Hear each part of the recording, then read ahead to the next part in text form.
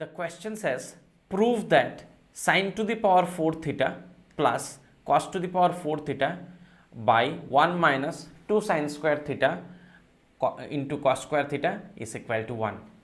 Now here you see, like the previous question number 1, over there also we have power of 4. So here clearly I can use the algebraic identities. Now let's see which identity we can use over here. We know that x plus y whole square is equal to x square plus y square plus twice of xy. Okay. Now if I keep x square plus y square to this side and transfer 2xy to the other side, how can we write this? We can write x plus y whole square minus twice of xy is equal to x square plus y square. Now if you look at this, look at the numerator here.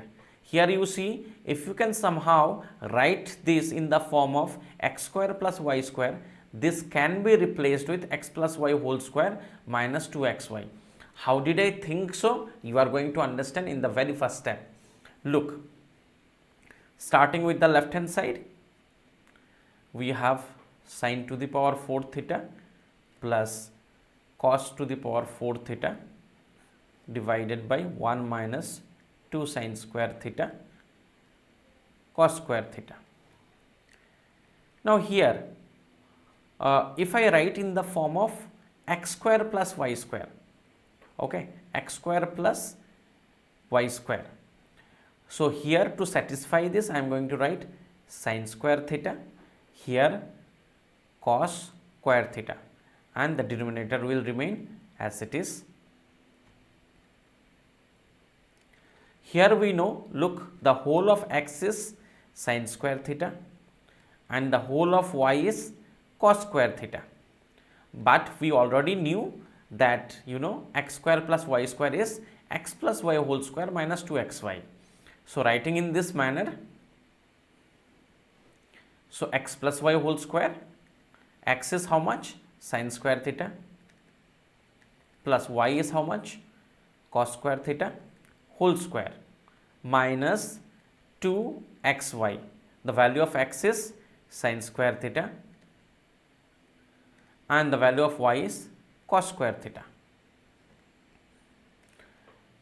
1 minus 2 sine square theta and cos square theta.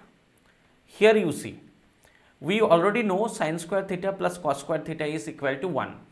Okay, first square identity.